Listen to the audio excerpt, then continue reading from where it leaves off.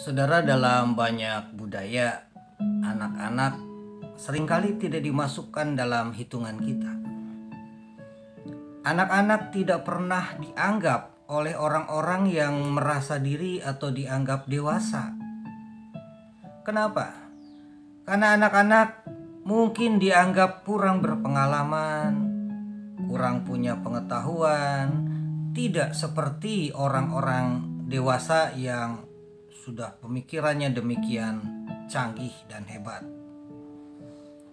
Oleh karena itu kita seringkali juga mendengar perkataan masih bau kencur,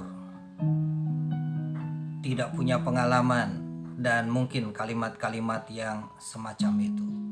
Kalau dikatakan masih bau kencur, tentunya bukan benar-benar bau bumbu kencur, tetapi karena dianggap anak itu ia tidak punya pengalaman yang cukup untuk menghadapi apa yang harus dihadapi oleh dia. Nah, itulah sebabnya kita dapat memahami mengapa para murid ketika orang tua mereka membawa anak-anaknya datang kepada Yesus. Dengan begitu antusias mereka mengikuti Yesus dan bahkan rindu untuk anak-anaknya juga dapat menjumpai Yesus. Tetapi para murid menolak. Bahkan menurut Injil Lukas, para murid itu memarahi ibu-ibu mereka yang membawa anak-anak itu datang mendekat Yesus. Karena mungkin dianggap itu hanya akan mengganggu saja dengan segala keributan-keributan yang bisa dimunculkan oleh anak-anak ini. Tetapi sudah menarik kalau kita perhatikan apa yang dikatakan oleh Yesus dalam menghadapi hal itu. Tuhan Yesus mengatakan kepada para murid, justru biarkanlah anak-anak itu datang kepadaku dan jangan kamu menghalang-halangi mereka. Sebab orang-orang yang seperti itulah yang mempunyai kerajaan Allah. Aku berkata kepadamu, sesungguhnya barang siapa tidak menyambut kerajaan Allah seperti seorang anak kecil, ia tidak akan masuk ke dalamnya. Saudara, ini dikutip dari Injil Lukas pasal 18 ayatnya yang ke-16 dan yang ke-17. Saat ini saya bukannya akan membahas tentang kerajaan Allah, tetapi bersikap seperti anak-anak ini yang menurut Yesus tidak ada seorang pun yang akan masuk ke dalam kerajaan Allah kalau tidak punya karakter seperti anak-anak. Karena anak-anak itulah, kata Yesus, yang mempunyai kerajaan Allah.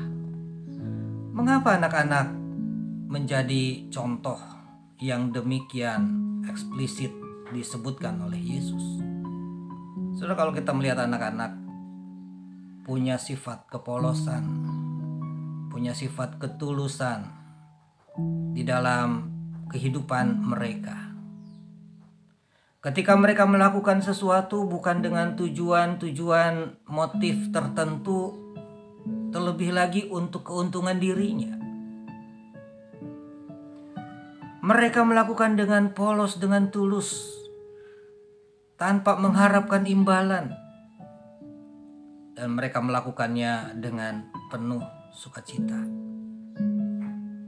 Ketulusan disinilah yang menjadi keteladanan bagi setiap kita untuk dapat menyikapi hidup di dalam segala perjalanannya, juga di dalam segala apa yang mau dilakukan oleh kita. Kita lihat sifat yang lain, karakter lain dari anak-anak, karakter tulus juga dalam mengampuni. Betapa anak-anak itu mungkin seringkali kita lihat ketika mereka bermain, mereka sering ribut, bertengkar antar mereka. Bahkan mungkin bukan cuma ribut mulut antar anak-anak yang sedang bermain, bisa jadi mereka berkelahi. Tetapi yang menarik dari sifat anak-anak ini, ketika mereka diperdamaikan, Walaupun mungkin secara fisiknya perdamaian di antara mereka disimbolkan hanya dengan kaitan kelingking di antara yang bertengkar itu. Apa yang terjadi sesudahnya? Mereka kembali bermain tanpa mengingat persoalan atau keributan yang sebelumnya terjadi. Ketika mereka ribut didamaikan, maka mereka benar-benar hidup dalam perdamaian dan tidak mengingat-ingat lagi akar persoalan, apalagi menyimpan dendam di dalam dirinya. Ini berbeda dengan orang tua. Orang tua kalau ribut bertengkar dengan yang lain, seringkali ributnya itu tersimpan bukan hanya 1-2 hari, tetapi bahkan bisa jadi berbulan-bulan, bahkan bertahun-tahun masih tersimpan dan menancap di dalam hatinya.